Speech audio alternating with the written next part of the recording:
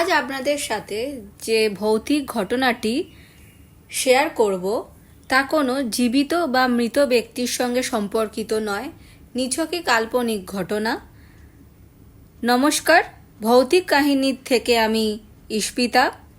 আজকের এপিসোডে শুনবেন সেই নতুন বাড়ি, এবং যেখান থেকে এই গল্পটি নেওয়া হয়েছে সেখানে এই গল্পের লেখকের নাম উল্লেখ ছিল না। শুরু হচ্ছে আজকের গল্প সেই নতুন বাড়ি। কি গো শুনছো? হ্যাঁ বলো, বর্ষাকাল তো এসে গেল। কি গো, তোমার তো দেখছি আমার কথা শোনার কোনো ইচ্ছেই নেই। ওহ, কাজ করছি তো, আর আমি তোমাকে কিছু একটা বলছি তো। কি কি বলছো? কি? আমি এই বাড়িটার কথা বলছি। প্রত্যেকবার ছাদ থেকে জল পড়ে, বিছানা ভিজে যায়, চারিদিকে হাঁড়ি বালতি দিয়ে রাখতে হয়। এবারে অন্তত কিছু করো। কি আর করব বলো তো?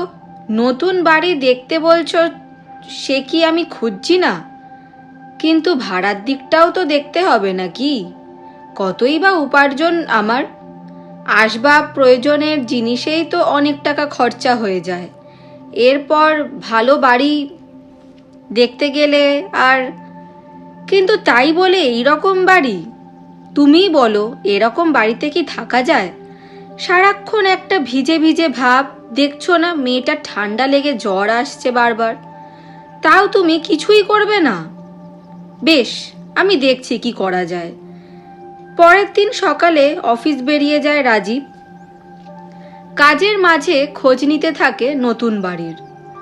তবে যে বাড়ি খোঁজ আসুক না কেন, ভাড়াটা বড্ড বেশি। স্বল্প আয়, সংসার খরচ সামলে আর বেশি ভাড়ায় বাড়ি নেওয়া অসম্ভব। অগত্যা এই পুরনো বাড়িটাই আপাতত আশ্রয়। বাড়ি ফিরে নমিতাকে সব কথা জানায় রাজীব।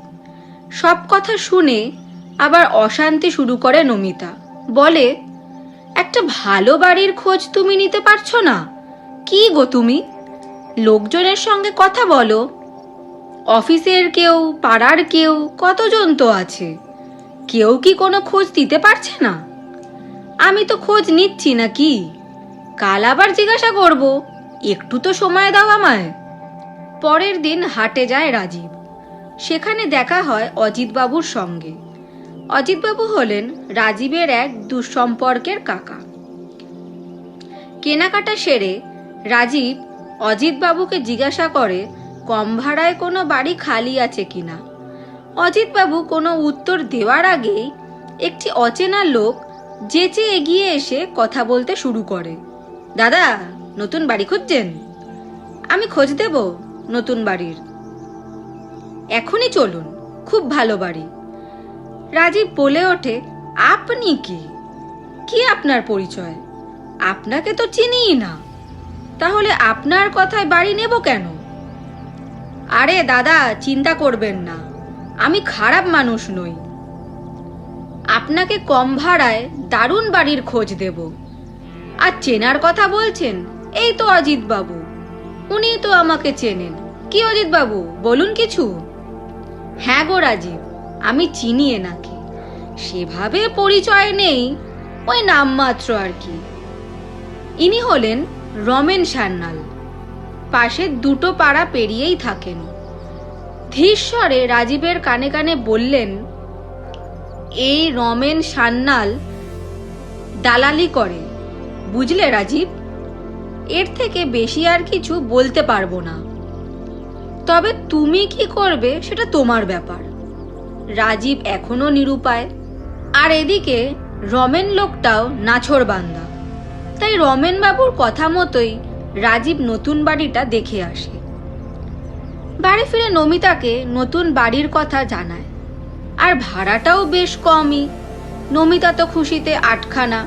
বলে, যাক, তুমি খুঁজে আনলে তাহলে। গুড্ডি রে, এবার নতুন বাড়িতে যাব আমরা। আর ছাদ থেকে জল পড়বে না, শান্তিতে থাকা যাবে। কি বলিস? ছোট্ট গুড্ডি ওর পুতুল নিয়ে খেলতে থাকে আর চুপ করে ওর মায়ের সব কথা শুনতে থাকে। আজ নতুন ভাড়া বাড়িতে যাওয়ার দিন। জিনিসপত্র সব গুছিয়ে নিয়েছে ওরা। সমস্ত আসবাব, জামা কাপড় আরও সব প্রয়োজনীয় জিনিস নিয়ে নতুন বাড়ির দিকে রওনা হয়েছে ওরা। দুপুরের দিকে নতুন বাড়িটায় এসে পৌঁছয় রাজীব, নমিতা আর ছোট্ট গুড্ডি। সঙ্গে ছিলেন ওই রমেন বাবু। তিনি বললেন কোনো রকম অসুবিধা হলেই যেন রাজীব তাকে জানায়। নতুন ভাড়া বাড়িতে এসে তো নমিতা খুবই খুশি। অনেক ধন্যবাদ জানায় রমেনবাবুকে। রমেনবাবুও নিজের পাওনা বুঝে নিয়েই বিদায় নেয়। রাজীবও বাড়ির কাজে হাত লাগায়, আসবাব সব জায়গা মতো রাখে, ঘরের কাজে নমিতাকে সাহায্য করে। অনেকটা বেলা হয়ে যায়। নমিতা তাড়াতাড়ি রান্নাটা কোনো রকমে সেরে ফেলে খাওয়ার আয়োজন করে।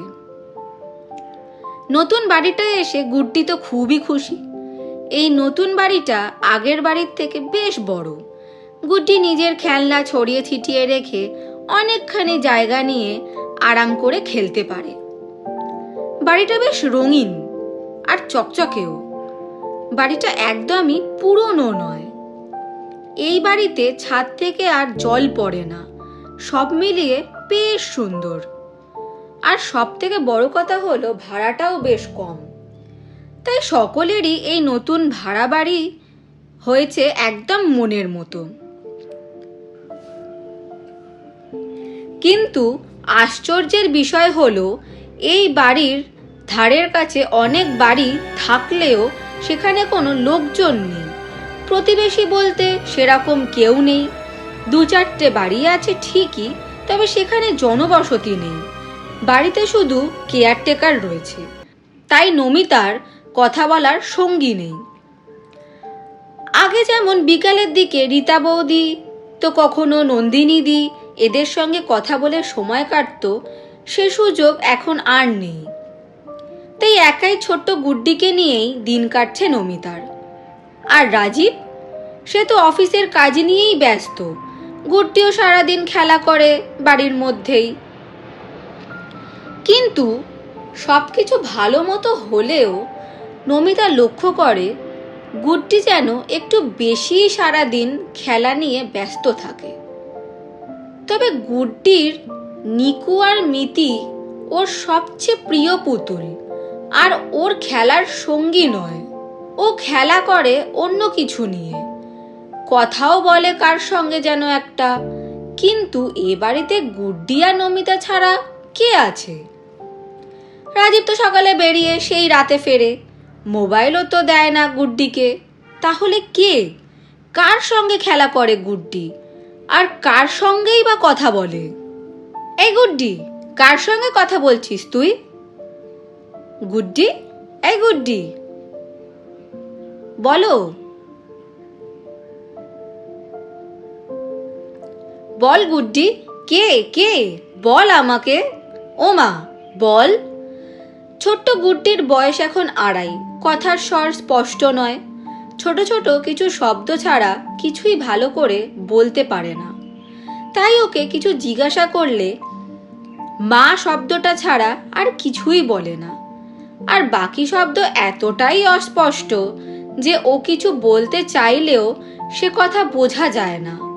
তাই নমিতাও ওর প্রশ্নের উত্তর পায় না। রাজীবকে সব কথা বলে নমিতা। রাজীবও গুড্ডিকে জিজ্ঞাসা করে কোনো উত্তর পায় না। রাজীব ভাবে ছোট্ট মেয়ে, কতই বা বয়স। আর নতুন বাড়ি বলে হয়তো আনন্দে একটু বেশি খেলছে আজকাল, তাই রাজীব আর বেশি গুরুত্ব দেয় না। নমিতাকেও বলে বেশি চিন্তা করো না। কিন্তু দিন দিন যে গুড্ডি রুগ্ন হয়ে যাচ্ছে, অসুস্থতা ওকে ঘিরে ধরছে, সেটা আর কারোরই চোখে পড়ে না। ইতিমধ্যে গুড্ডির খুব জ্বর আর সারা গায়ে ব্যথা। সারাদিন শুধু কেঁদেই চলেছে। কি যে সমস্যা তা কিছুতেই বুঝতে পারছে না। রাজীব ডাক্তারের কাছে নিয়ে যায়, চিকিৎসা করায়। নমিতা ঠিকমতো মেয়েকে ওষুধ খাওয়ায়, কিন্তু জ্বর কিছুতেই সারে না। অফিস কলিগদের পরামর্শ মতো কাজ করে রাজীব, কিন্তু তাও সুফল মেলে না। গুড্ডির শরীর আরো ভেঙে যেতে থাকে। ঘোষ দম্পতির চিন্তা বাড়ে, কিন্তু সমস্যা সমাধান তারা করে উঠতে পারে না। মেয়ের জ্বর কিভাবে সারবে, কিভাবে মেয়ে সুস্থ হবে ভেবে কুল কিনারা পায় না ঘোষ দম্পতি। কিন্তু তাই বলে ঘরের কাজ তো আর থেমে থাকতে পারে না। বাজার যাওয়া, সবজি কেনা, মেয়ের ওষুধ কেনা সবই করতে হয় রাজীবকে। আর ঘরের কাজ সামলায় নমিতা। এরকমই এক সন্ধ্যায় রাজীব মেয়ের ওষুধ কিনে ফেরার পথে পাড়ার থেকে একটু দূরের এক চায়ের দোকানে গিয়ে বসে। পরিচয় হয় কয়েকজনের সঙ্গে। তারা নিজেদের কথা বলে, রাজীবও ওর পরিচয় দেয়। ওদের সঙ্গে কথা বলে, নমিতার কথা বলে, গুড্ডির কথা বলে, আর বলে ওর অসুস্থতার কথাও। রাজীব বলে যে অনেক ডাক্তার দেখিয়েও, নানা ওষুধ খাওয়ানোর পরেও গুড্ডির শরীর সুস্থ হয় না। চায়ের দোকানের বিল্টু রাজীবকে চা দিতে এসে বলে, কি করছেন দাদা? ওই বাড়িতে কেউ ভাড়া নেয়? আপনার তো মহা বিপদ। রাজীব বলে ওঠে, কেন, কি হয়েছে? আমাকে এসব কথা জিজ্ঞেস করবেন না গো দাদা। আমি এই ভর সন্ধ্যায় তোমাকে কিচ্ছুটি বলতে পারবো না। তুমি একটু পরিষ্কার করে বলবে? না দাদা, আমি এই ভর সন্ধ্যায় আপনাকে ওসব অশুভ কথা বলতে পারবো না।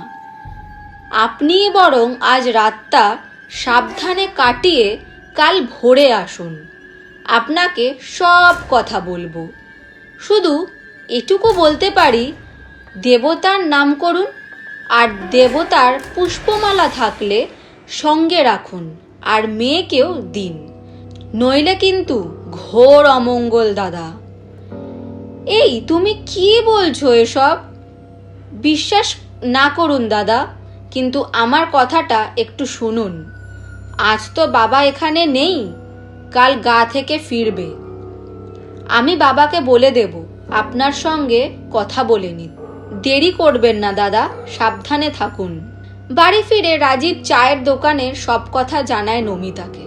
বলে, নমি, আজ ওষুধ কিনে ফেরার পথে পাড়া থেকে এগিয়ে যে চায়ের দোকানটা আছে না, ওইখানে একটু বসলাম।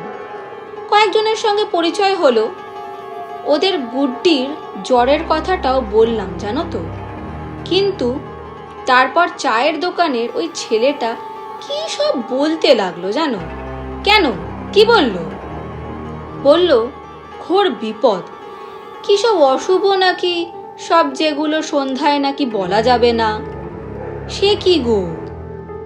বলল ঠাকুরের পুষ্পমালা সঙ্গে রাখতে আর সাবধানে থাকতে। আর বলেছে কাল ভোরে গিয়ে সব কথা ওই ছেলেটার বাবার কাছ থেকে জানতে। এসব কি বলছো তুমি? এর সঙ্গে কি সত্যি গুড্ডির জ্বরের কোনো সম্পর্ক আছে? তাহলে তো কাল ভোরেই যেতে হয় ওই চায়ের দোকানে। পাড়াতে কোনো লোক নেই, সব বাড়িই ফাঁকা। সব বাড়িতেই কেয়ারটেকার থাকে, শুধু কোনো পরিবার নেই এ পাড়াতে। বিষয়টা কিন্তু সত্যি অদ্ভুত। এই সব কিছুই কি কোনো যোগসূত্র? কি ভাবছো বলো তো তুমি? ওই চায়ের দোকানে কে কি বলল, এখন কি আমরা সেসব শুনবো নাকি? ডাক্তারের ওষুধে কাজ দিচ্ছে না, দেখছই তো। তাহলে কাল ভোরেই যেতে হবে বলো, আর দেরি করা যাবে না গো। মেয়েটার কথা ভেবে এটুকু তো করতেই হবে আমাদের। পুষ্পমালা যা আছে আমি কাছে এনে রাখছি, তুমি যদি না পারো আমি চলে যাব। শুধু তুমি মেয়েটাকে একটু দেখো। রাতটা কোনো রকমে পার করেই নমিতা ছুটে যায় ওই চায়ের দোকানে। চায়ের দোকান খুলবে বলে সবেমাত্র বিল্টু আর ওর বাবা ওখানে এসেছে। নমিতা এক মুহূর্ত দেরি না করে ওদের নিজের পরিচয় দিয়ে সব কথা জানতে চায়। বিল্টুর বাবাও সবকিছু বলতে শুরু করে। সে অনেক বছর আগের কথা। ওই বাড়ির ছোট্ট ছেলের বিয়ে হয় দেখাশোনা করে। বড় ভালো বউ ছিল জানেন, সকলের ভালো মন্দ দেখে রাখত, খুবই মিষ্টি স্বভাব ছিল বউটার। অনেক লেখাপড়া জানতো, ঘরের কাজও ভালোভাবেই করতো শুনেছিলাম। বড় ঘরের মেয়ে ছিল, কিন্তু বউটা কোনোদিনও মা হতে পারল না। সেই নিয়ে ঘরে কি অশান্তি, কি ঝগড়া, কি বলবো আপনাকে। পাড়ার লোকও কম কথা শোনাতো না। ওই বাড়ির লোক কি বলতো জানি না, স্বামী কিছু বলতো নাকি তাও জানি না, তবে নানা জনে নানা কথা বলতো। গা জ্বালানি কথায় জেরবার করতো বউটাকে। খুবই কষ্টে ছিল বউটা। তারপর কেমন জানি মাথা খ্যাপা হয়ে গেল। বাচ্চা দেখলেই কেমন জানি পাগলামো করত। অন্যের বাচ্চাকে ঘরে নিয়ে চলে আসতো। ঘরের লোক এসব করতে মানা করত, কিন্তু কিছুতেই শুনতো না বউটা। শেষ দিকে তো কার একটা বাচ্চা চুরি করে নিয়ে চলে এসেছিল জানেন। সে পুলিশ অবধি এসেছিল বাড়িতে। তারপরও বাচ্চা চুরি করত। আর একদম শেষে তো মিনার ছেলেটাকে চুরি করে পালিয়েই গিয়েছিল। আগে তো ওই বাড়িতে নিয়ে আসতো, কিন্তু তারপরে আর কোথায় যেন লুকিয়ে রেখেছিল। সে যাদের বাচ্চা তারা কি আর মাফ করে? ঘরের লোকের অনুরোধে অনেক কাকুতি মিনতি করায় রেহাই দিয়েছিল, কিন্তু তাও আবার ওই এক ঘটনা ঘটালো বউটা। আবারও সেই মিনা বীরবংশীর ছেলেটাকেই তুলে আনলো। আর কি রেহাই মেলে? ওই মিনা আর ওর ঘরের লোক বউটাকে এমন পিটালো কি বলবো, কেউ আটকাতে পারলো না। বউটা মরেই গেল, একেবারে মেরেই ফেললো ওরা। হ্যাঁ তো, আর তারপর থেকেই তো। তারপর কি হয়েছিল গো কাকা? ওই বউটা মরে গেল ঠিকই, কিন্তু তাও রয়ে গেল ওইখানে, ওই বাড়িতে, পাড়ার সব জায়গায়। শরীর নেই তবুও ঘুরে বেড়ায়, কথা বলে বাচ্চাদের সঙ্গে। অনেকে বলে যে বাচ্চারা নাকি দেখতেও পায় ওকে, আর সেই বাচ্চাকেই সে নিজের কাছে টানার চেষ্টা করে। তার মানে কি ওই বউটা গুড্ডিকে ওর কাছে টানার চেষ্টা করছে? হ্যাঁ তো, তাই তো ওই পাড়ায় কোনো লোক থাকে না।